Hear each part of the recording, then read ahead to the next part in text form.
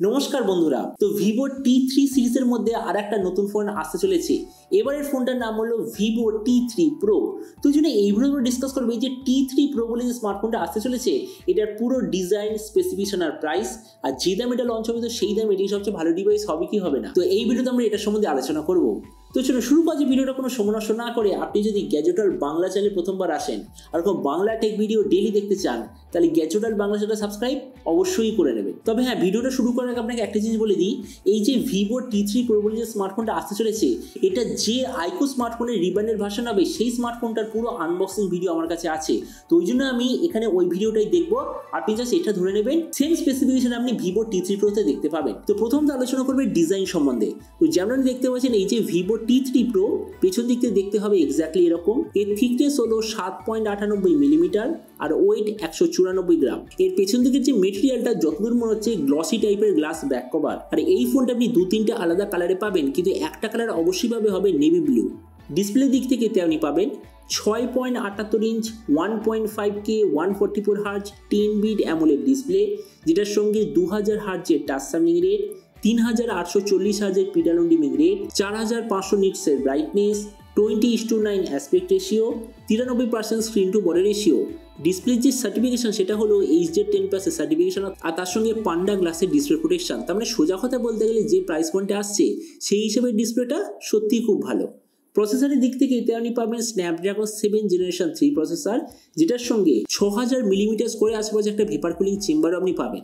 ক্যামেরার দিক থেকে আছে 50 আর 2 মেগাপিক্সেলের ডুয়াল রিয়ার ক্যামেরা, সঙ্গে 16 মেগাপিক্সেলের সেলফি। এই যে রিয়ার ক্যামেরা ওটা আসলে হলো সোনি লিটিয়া 600 সেন্সার, যেটার সঙ্গে আপনি OIS EIS দুটোরই অপশান পাবেন। এই যে স্মার্টফোনটা টোটাল 3টে ভেরিয়েন্টে লঞ্চ হবে, 8/128GB, 8/256GB আর 12/256GB। র্যামের কোয়ালিটিটা LPDDR4X, মেমোরিতে আছে UFS 2.2, যেটার সঙ্গে কোনো ধরনের ডেডিকেটেড SD কার্ড স্লট নেই। ব্যাটারির দিক থেকে 6000 mAh ব্যাটারি, সঙ্গে 80 ওয়াটের চার্জার, আর কানেক্টিভিটি হলো USB Type-C। তো এবার এই স্মার্টফোনের বাকি কিছু ফিচার বলতে গেলে এতে আপনি পাবেন Android 14 out of the box, কোনো ধরনের 3.5 ইঞ্চ জ্যাক নেই, dual speaker, under display fingerprint sensor, আর IP64 এর ওয়াটার অ্যান্ড ডাস্ট প্রোটেকশন আপনি পেয়ে যাবেন। তো এবার সবচেয়ে মেন জিনিস, এই যে স্মার্টফোন যে আসতে চলেছে কবে লঞ্চ হবে, কি দামে লঞ্চ হবে। তো দেখুন, আমি এখনো পর্যন্ত যেরকম খবর পেয়েছি, সামনের মাসে এই স্মার্টফোনটা লঞ্চ হওয়ার সবচেয়ে বেশি চান্স। আর এখানে যদি তারা প্রাইস সম্বন্ধে বলি তো বলেছে যে এই স্মার্টফোনটা ইন্ডিয়ান মার্কেটে আসার কথা 25,000 টাকার আশেপাশে, আর যখনই স্মার্টফোনটা বাংলাদেশি মার্কেটে লঞ্চ হবে তো ওখানে এটার প্রাইস হওয়ার কথা প্রায় 35,000 বাংলাদেশি টাকার আশেপাশে। তো এবার সবের মধ্যে আমি কি জানাবো, এই যে স্মার্টফোন যে আসতে চলেছে এটা কি প্রাইস পয়েন্টের মধ্যে সবচেয়ে ভালো, নাকি এর চেয়ে বেটে অন্য কোনো স্মার্টফোন অ্যাভেলেবেল আছে। তো দেখুন, এটা নিশ্চয়ই আপনি বুঝতেই পেরেছেন, এই স্মার্টফোনটা যে আইকো Z9 Pro আসতে চলেছে ওটা রিব্র্যান্ডেড ভার্সন। আবার যে আইকো Z9 Pro ওটা চায়নাতে লঞ্চ হয়েছে আইকো Z9 5G বলে। আবার ওই স্মার্টফোনটা ভিভো ব্র্যান্ডের আন্ডারে চায়নাতে লঞ্চ হচ্ছে ভিভো Y200 GT বলে। মানে বুঝতেই পারছেন, একটাই স্মার্টফোন বিভিন্ন মার্কেটে বিভিন্ন দেশে ডিফারেন্ট নামে এটা লঞ্চ হবে। তো ওই জন্য এই যে স্মার্টফোনটা ইন্ডিয়ান মার্কেটে আসতে হচ্ছে 25,000 টাকায়। তো এই মুহূর্তে এই দামে আর একটা দারুণ ফোন অ্যাভেলেবেল আছে, ফোনটার নাম হলো OnePlus Nord C4।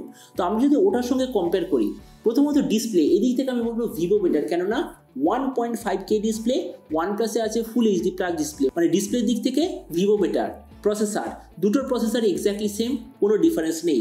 ক্যামেরা এই দিক থেকে আমি বলবো নর্ড বেটার, কেননা নর্ডে আছে 50 আর 8 রিয়ার ক্যামেরা, ভিভোতে আছে 50 আর 2 রিয়ার ক্যামেরা। মানে ক্যামেরা সেটআপের দিক থেকে নর্ড বেটার। ভেরিয়েন্টের দিক থেকে এখানেও নর্ড বেটার, কেননা নর্ডে আপনি পাবেন UFS 3.1, ভিভোতে আছে UFS 2.2, মানে এই দিক থেকে নর্ড বেটার। ব্যাটারি আর চার্জারের দিক থেকে এখানেও নর্ড বেটার, কেননা নর্ডে আপনি পাবেন 5500 mAh ব্যাটারি আর 100 ওয়াটের চার্জার, ভিভোতে আছে 6000 mAh ব্যাটারি আর 80 ওয়াটের চার্জার। তার মানে ব্যাটারি আর চার্জারের কম্বিনেশনের দিক থেকে নর্ড একটু বেটার। স্পিকারের দিক থেকে দুটো সেম, OS আপডেট দুটো এক্স্যাক্টলি সেম। তবে দেখুন, ভিডিওটা সামনে এটাই বলবো, আপনার যদি টার্গেট থাকে 25,000 টাকার আশেপাশে একটা অলরাউন্ড দারুণ স্মার্টফোন নেওয়ার, তাহলে ভিভো T3 Pro একটা দারুণ চয়েস হবে। কিন্তু আপনি যদি আমাকে জিজ্ঞাসা করেন যে এই মুহূর্তে আমি 25,000 টাকায় কোনটা চুজ করতে চাইবো, তো আমি বলবো OnePlus Nord C4 আমার ওভারঅল একটু বেটার স্পেসিফিকেশন মনে হচ্ছে। তো এবার আপনি যখন সবচেয়ে জানবেন এই যে 25,000 টাকা আপনার যদি বাজেট থাকে, তো আজকের দিনে আপনি কোনটা নিতে চান, OnePlus Nord C4 নাকি ভিভো T3 Pro, এটা সম্বন্ধে কথা বলতে আমাকে একদমই ভুলবেন না। তো চলুন দেখা হবে আগামীকাল একটা টেক ভিডিওতে।